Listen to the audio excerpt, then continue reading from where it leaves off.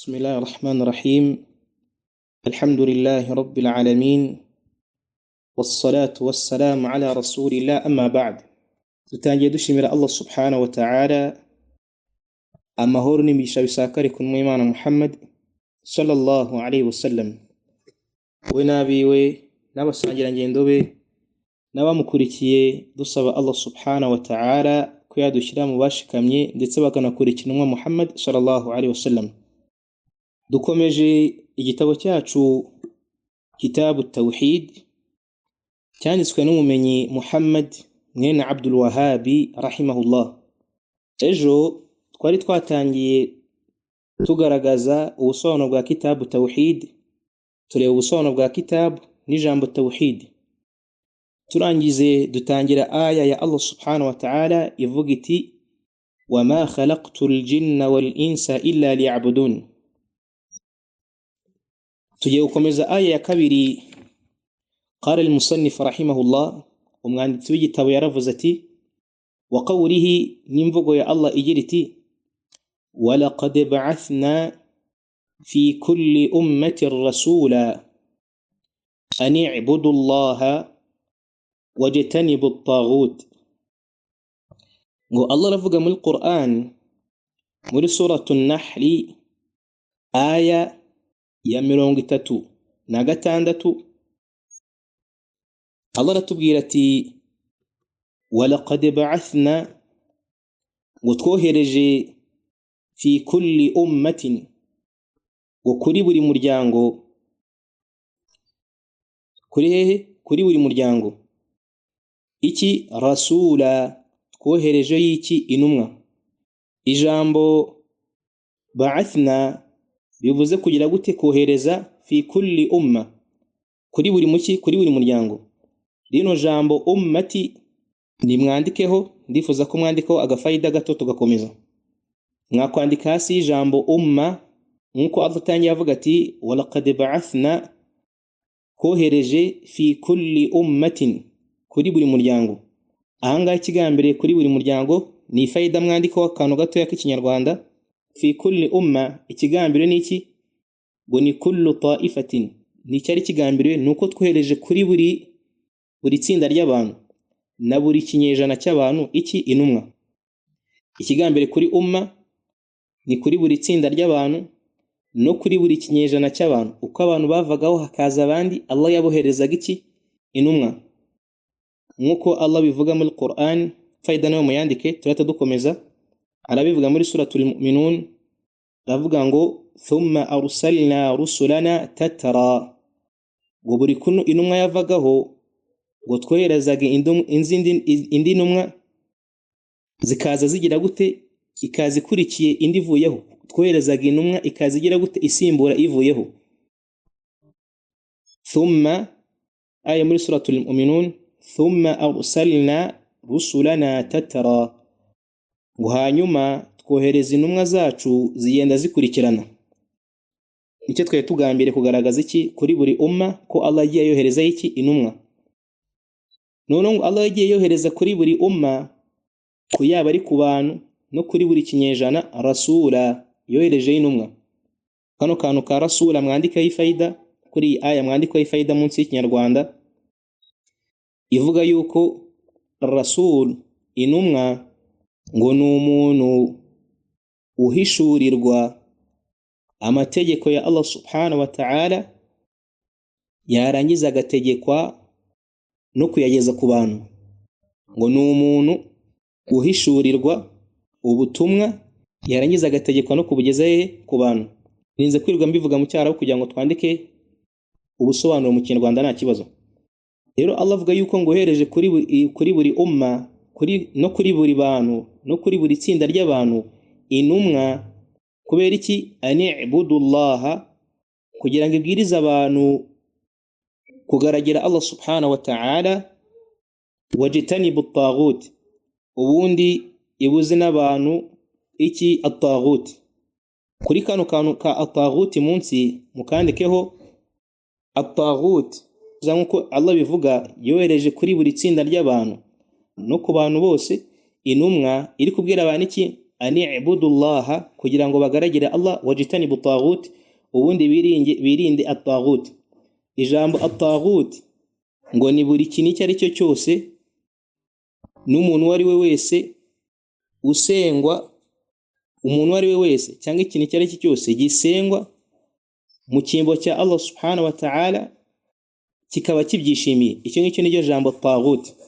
Rero nuvuga ngo Allah yohereje kuri buri umma no kuri buri bana ari bo bose intumwa kugira ngo ibwire abantu gusenga Allah subhanahu wa ta'ala, birinde ibindi bintu bigize gute kuba bagaragira ibindi bintu bitari Allah subhanahu wa ta'ala. Ndumva aya igize gute isobanutse. Ndumva twakomeza kuri aya ya kabiri. Qala al-musannif rahimahullah, umwanditsi w'igitabo aravuga ati wa qawlihi, ni imvugo ya Allah subhanahu wa ta'ala ivuga iti wa qada rabbuka alla ta'budu illa iyyahu wa bil walidayni ihsana. Wa qada rabbuka alla ta'budu illa iyyahu wa bil walidayni ihsana. Allah aravuga muri Qur'an ngo wa qada rabbuka, ngo Allah subhanahu wa ta'ala ngo yarategetse anatanga n'umurage aca n'iteka, alla ta'budu, ko nta wundi nta yindi mana ikwiye gusengwa illa iyyahu, uretse Allah subhanahu wa ta'ala. Nuvuga ngo Allah yaciye iteka ko nta yindi mana ikwiye gusengwa uretse Allah subhanahu wa ta'ala. Wa bil walidayni ihsana, ndetse anategeka no kugirira neza iki ababyeyi. Wa qada rabbuka alla ta'budu, ngo Allah subhanahu wa ta'ala yaciye iteka ko nta wundi ko ugomba gusengwa illa iyyahu, uretse Allah subhanahu wa ta'ala. Wa bil walidayni ihsana, ndetse anategeka no kugirira neza iki ababyeyi. Ndumva aya iri kugira gute iri gusobanuka. Icyo twunguka muri aya, nashaka ko mwagira gute mwandika ifaida munsi y'iyi aya, cyangwa se inyungu dukura muri iyi aya yo kuba Allah yarategetse ko nta yindi mana ikwiye gusenga uretse Allah, ndetse akanategeka kugirira neza iki ababyeyi bombi. Icyo twunguka muri iyi aya cya mbere, ifaida turandikaho nka bibiri gusa. Icyo twunguka muri iyi aya icya mbere nuko tawhidi nicyo kintu cya mbere Allah subhanahu wa ta'ala yategetse mu mategeko ya mbere. At-tawhid, gusenga Allah no kumuharira amasengesho, niryo tegeko rya mbere Allah yategetse muri Qur'an, kandi ni naryo tegeko rya mbere umugaragu abanza kugira gute gushyira mu bikorwa, kubera ko ibada zose umugaragu yakora azikorera undi utari Allah ntago ashobora kugira gute, ntago azishobora kwakirwa kwa Allah subhanahu wa ta'ala. Kwandika ifaida yindi ngo ibada ntago ishobora kwakirwa kwa Allah uretse kuba yujuje kondisiyo ebyiri. Ibada ntago ishobora kwakirwa kwa Allah paka iba yujuje kondisiyo zingahe? Ebyiri. Kondisiyo ya mbere ngo nukuba iyo ibada igiye gukorwa, ugiye kuyikora agiye kuyikora kubera Allah subhanahu wa ta'ala. Nukuba iyo ibada, kondisiyo ya mbere, igiye gukorwa kubera Allah subhanahu wa ta'ala. Nigaragaremo shiriki, yaba ari shiriki nkuru cyangwa shiriki ntoya. Shiriki nkuru nko kuba umuntu yasenga ikindi kintu kitari Allah subhanahu wa ta'ala, cyangwa se hagaragaremo shiriki ntoya nko gukorera iki ijisho. Kondisiyo ya kabiri nukuba ibada ikozwe nk'uko intumwa y'Imana Muhammad sallallahu alaihi wasallam yayikoze. Nukuba ibada ikozwe nk'uko intumwa y'Imana Muhammad sallallahu alaihi wasallam yayikoze, nibonekemo ibihimbano no kuzana ibintu bishyashya ngo ukore ibada bitandukanye nk'uko intumwa y'Imana yagize gute yayikoze. Niyo mpamvu umuntu aramutse agiye gukora ibada akayikora kubera Allah, ariko yarangiza akayikora bitandukanye nk'uko intumwa y'Imana yagize gute yayitwigishije, iyo ibada ntabwo ishobora kwakirwa. ni nk'uko umuntu aramutse agiye gukora ibada kubera Allah. Izo faida muzandike. Ni nk'uko umuntu aramutse agiye gukora ibada kubera Allah, yarangiza nayikore nk'uko Imana yigishije, iyo ibada ntabwo ishobora kwakirwa. Cyangwa se umuntu aramutse agiye gukora ibada nk'uko Imana yagize gute, yayitwigishije, ariko nayikore kubera Allah, nayikore ashaka ibihembo kuri Allah, iyo ibada ntabwo igira gute, ntabwo ishobora kwakirwa. Izo ngizo ni kondisiyo zituma ibada y'umugaragu igira gute, yakirwa. Icya kabiri, ifaida dukora muri iyi aya muyandika hasi, ni ubuhambare bwo kumvira no kugirira neza ababyeyi bombi. Ubuhambare bwo kumvira no kugirira neza ababyeyi bangahe? Ababyeyi babiri. Kuko Allah yatangiye muri iyo aya twahereyeho avuga ngo waqada rabbuka, ngo Allah aciye iteka alla ta'budu, ko nta wundi ugomba gusengwa illa iyahu, uretse Allah subhanahu wa ta'ala. Arangije nyuma yo gutangira iryo tegeko ko nta yindi Mana ikwiye gusenga uretse Allah, ariyo kalimatu tawhid, ariyo jambo rya tawhid. Twagaragaje yuko ijambo tawhid ari uguharira Allah subhanahu wa ta'ala amasengesho. Nyuma yuko Allah arangije gutegeka kugaragira Allah batamubangikanya n'izindi mana zisengwa mu cyimbo cya Allah, cyangwa ibigirwamana cyangwa ibisanamu n'ibindi bisengwa mu cyimbo cya Allah, Allah yise ategeka ko mugomba kugirira iki? Ineza ababyeyi bangahe? Ababyeyi babiri. Niyo mpamvu umwe mu beza batubanjirije rahimahullah yaravuze ati, umwe mu beza batubanjirije yaravuze ngo albaru biwalidayhi la yamutu maitata su'i. Iyi ni faida tukiri kwandika munsi y'iyo aya, ngo albaru biwalidayhi la yamutu maitata su'i. Mu Kinyarwanda bivuze ngo umuntu ugirira neza ababyeyi babiri ntabwo ajya apfa urupfu rubi. Umuntu ugirira neza ababyeyi babiri ntabwo ajya apfa agera gute, ntabwo ajya apfa urupfu rubi. Iyo aya niyo twarangije kureba. Qala al-musannif rahimahullah, umwanditsi w'igitabo Muhammad mwene Abdul Wahabi yaravuze ngo wa qawlihi, n'imvugo ya Allah igira iti wa'budu Allaha wa la tushriku bihi shay'a. Tugiye gukomeza aya yo muri suratul Nisa'i, aya ya 36 nanone. Allah aravuga muri Qur'ani muri iyo aya muri suratul Nisa aya ya 36, wa'budu Allaha, ngo nimugaragira Allah subhanahu wa ta'ala, wa la tushriku bihi shay'a, kandi muramenye ntimuzamubangikanye n'ikindi icyo ari cyo cyose. Ngo nimugaragire Allah subhanahu wa ta'ala, wa la tushriku bihi shay'a, kandi muramenye ntimuzamubangikanye n'ikindi icyo ari cyo cyose. Ijambo shay'a muryandiko ifaida n'ubusobanuro munsi yaryo. Inyungu tugira gute tugiye gukura muri rino jambo shay'a. Ubundi ijambo shay'a kandi riri kugaragaza ko nta kindi kintu cyemerewe kugira gute, gusenga mu by'ukuri uretse Allah subhanahu wa ta'ala. Kuko nk'uko twabirebye muri aya y'isejo, Allah yatubwiye yuko biriya bindi musenga mukanasaba byose ni ibiremwa nkamwe, ngani mubisabe turi ko bibasubiza ariko ko nimba muri abanyakuri, nk'uko Allah bivuze muri suratu al-A'raf. Twakomeje ijambo, twarangije kubona ko shay'a nta kintu na kimwe twemeye kuba twabangikanya Allah na kimwe, ahubwo Allah ni ugomba kugaragirwa wenyine igihe cyose, nta wundi ugomba gusengwa mu by'ukuri uretse Allah subhanahu wa ta'ala. Tukomeje ubundi ijambo shirki, twandike munsi ijambo shirki, inyungu dukora muri aya. Ijambo ashirki ngo twandike ngo huwa taswiyatu ghayri llahi billahi, taswiyatu ghayri llahi billahi. Ababyandika mu Cyarabu nta kibazo, ariko n'ababyandika mu Kinyarwanda nabyo nzajya mpita mbivugamo. Ngo nukureshyeshya Allah subhanahu wa ta'ala n'ikindi kitari Allah subhanahu wa ta'ala, fima, kuri bya bindi huwa min khasa'isillahi, bya bindi by'umwihariko kwa Allah subhanahu wa ta'ala.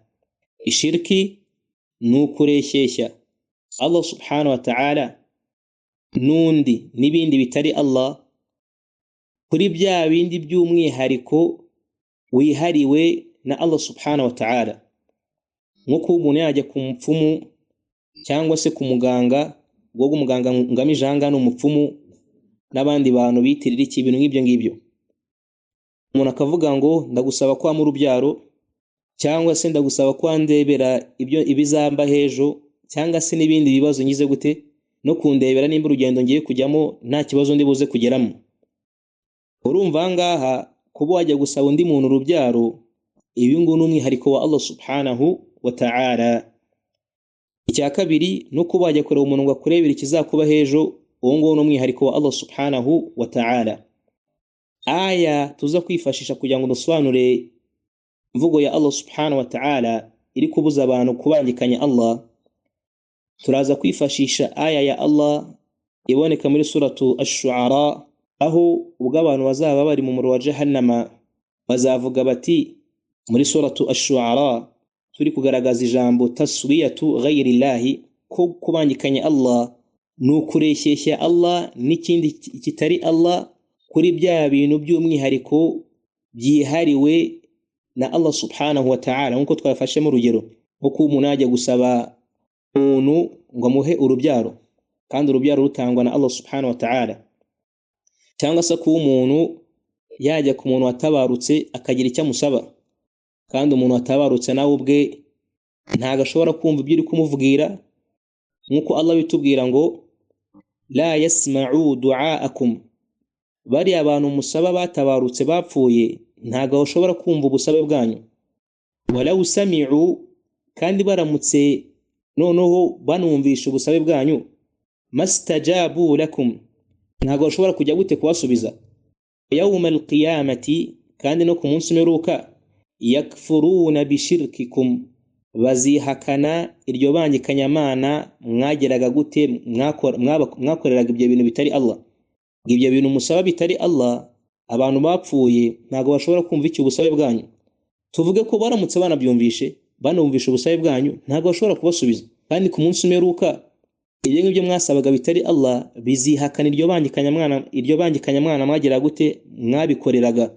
Allah yise yuko ubusabe abantu bakoreraga bagasaba abandi ibindi biremwa, bagasaba undi utari Allah, iryo ngiryo niki nibangikanyamana rigize gute, rikuru umuntu mu Islam. Kandi ku munsi w'imperuka bariya babangikanywaga cyangwa se biriya babangikanyaga na Allah bizihakana ibangikanyamana bagira gute, bakorerwagaho. Niyo mpamvu Allah, abantu bazaba bari mu muriro bazavuga bati tallahi, turahiye kuri Allah. Muri surati ash-shu'ara turugaragaza ijambo taswiya, kureshyeshya Allah n'ibindi bitari Allah subhanahu wa ta'ala kuri bya bindi by'umwihariko kuri byihariwe na Allah subhanahu wa ta'ala.